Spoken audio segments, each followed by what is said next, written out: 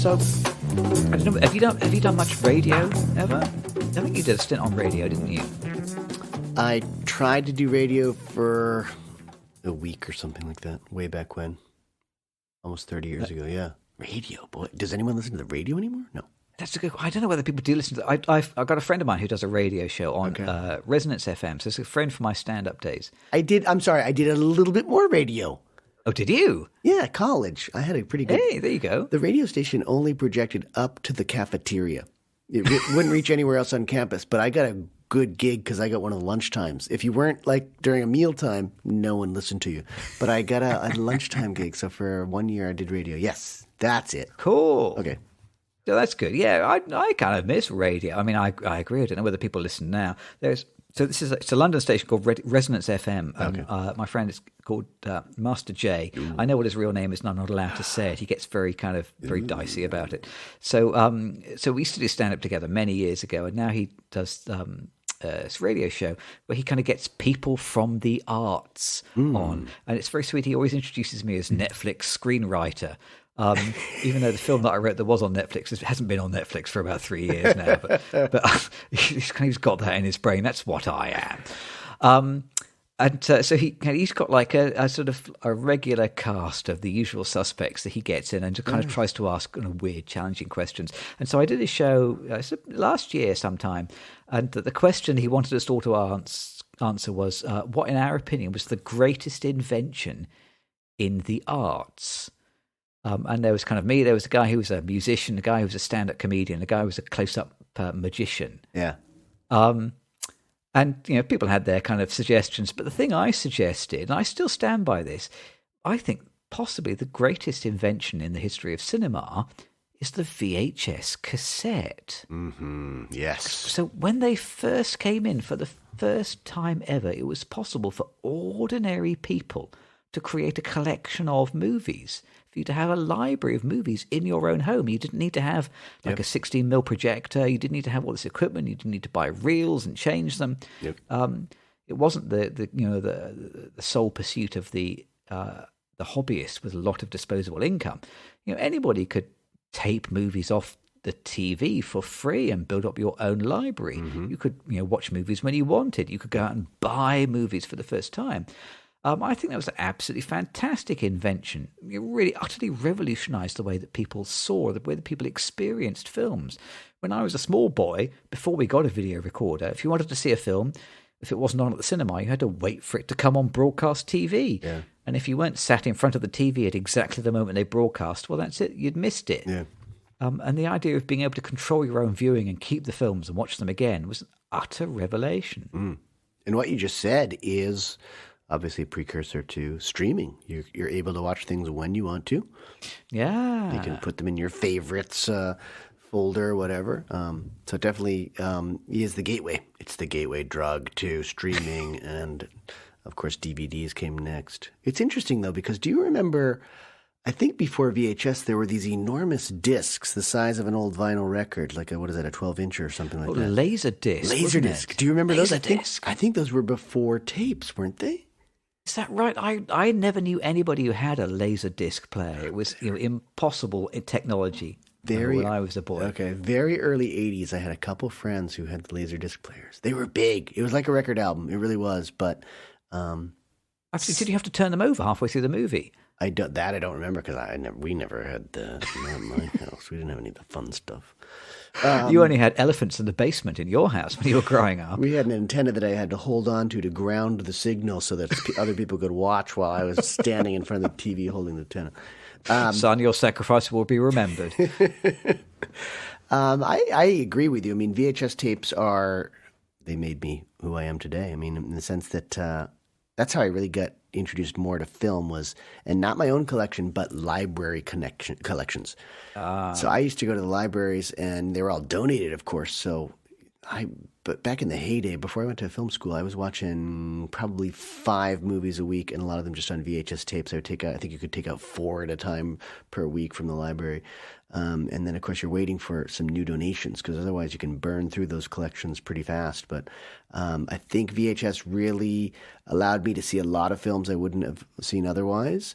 And because I didn't have access to just everything, I started watching Kurosawa films because I was curious about those. I started watching the old black and whites because I had never seen them before. And you're right, unless it came on television before the VHS era, I wouldn't have seen it. And we didn't have home box office, which came out a little bit before VHS tapes in the States, I would say.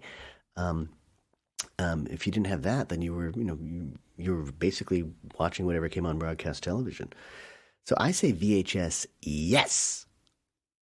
There's kind of something about the sheer sort of clunky chunkiness of those old VHS cassettes. They were kind of big, heavy objects. You really felt like you were holding onto a film. They were kind of big and thick. Well, it's the thing that feels most like a book, doesn't it? It's the thing that feels most like that in terms of all the medium that we've watched on since and before. It's the most book-like. I think that's why I like it. You sort of have an automatic bookmark, don't you, with the VHS tape? Because wherever you stop it, well, that's where you're going to start again. Yeah. Or if you take it out of the machine, that's where it's going to be when you put it back in. It's automatic.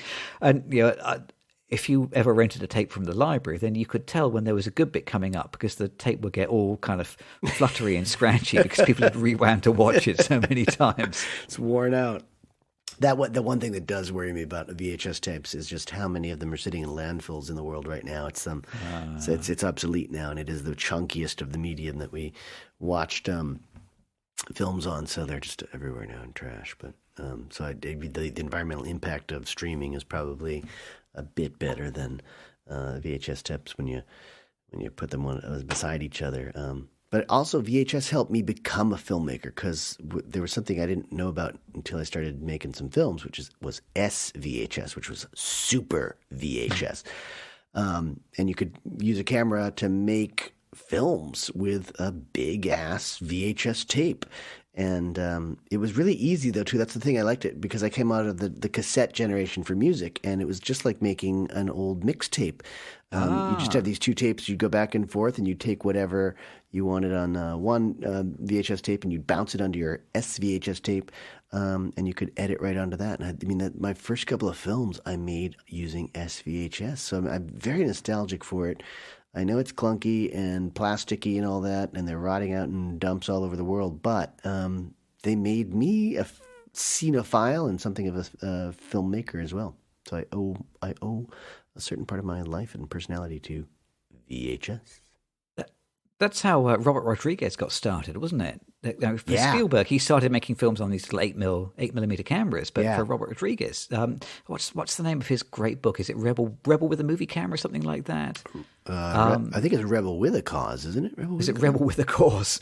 And where it's just his diaries from when he was making El Mariachi. Yeah.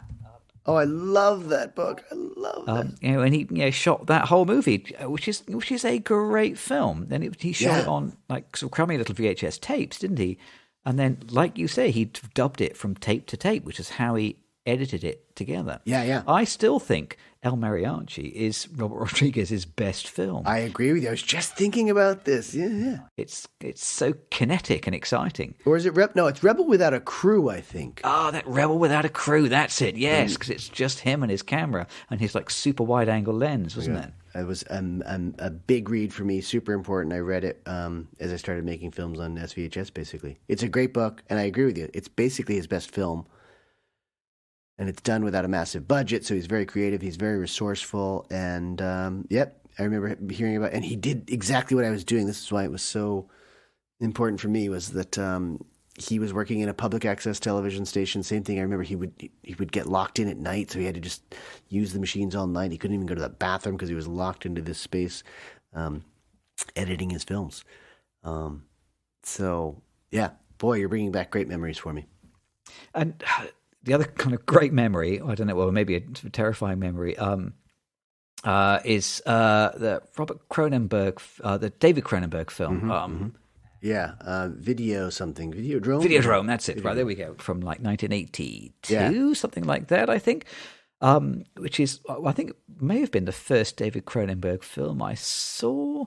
And it left like a really strong impression on me. It's got that incredible body horror scene of James Woods waking up with a slot in his abdomen that he can feed VHS cassettes into. Yeah.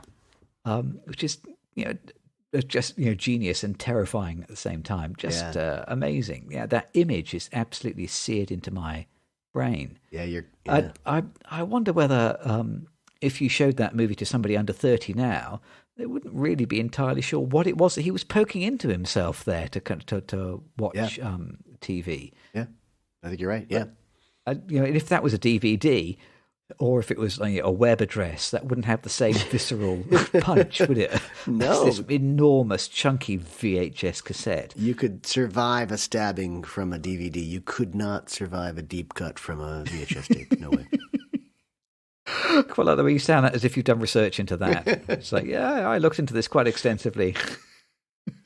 If you have a USB memory stick, that hardly creates a scratch.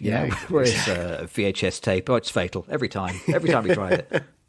The only big problem with VHS tapes was, I remember when they first came out, if you wanted to buy a pre-recorded VHS tape, they were astoundingly expensive, weren't they? So you could rent them from we could rent them from the corner shop where I grew up, and it was £1 a night or something. But if you wanted to buy it, it was 70 quid, wasn't it? Oh, wow. Or 90 quid. Yeah. I mean, it's astonishingly expensive. And you look back now and you think, given inflation, that's probably the equivalent of paying £250 or something like that for a VHS quality copy of Alien, in a little plastic box. Yep. And I suppose, that was all about the distributors and the studios being terrified of the rights compromise of sending a copyable copy of a movie out to people at home, where they could then probably copy them and distribute them themselves and lend them out to people. And this was going to be a big source of worry for their income streams. Absolutely. But difficult to imagine that being an issue now. I imagine if a Netflix pay-per-view was 250 quid a shot, they wouldn't be getting very many of them. No, not at all. And they wouldn't be worth it. God, most of the stuff I see on Netflix, not worth it. And sadly, it's they're not things that people are going to pay that money for now. So there's not enough nostalgia or value in them as works of art or anything like that, where your video your video cassette collection is not worth anything. Yeah. Unlike a library of, good books or something like that. So it's not a great investment, obviously, or what turned out to not be a very good investment. I'm going to dispute that slightly, because I'm not sure that a library full of books is worth anything these days either, No. You're probably right. All those DVDs I've got in the roof, not worth anything. Yeah. Yep. But ironically, I think vinyl probably is not worth a bunch, but I mean, there's people who are definitely going back and collecting vinyl now. So vinyl is actually, due to its scarcity, I guess, it has increased in value. I was reading that vinyl outsold CDs for the first time ever last year. Wow. Huh. So maybe VHS is going to outsell. Maybe VHS is outselling DVDs. I don't know how many people are buying DVDs now, actually, but maybe VHS will make its big comeback.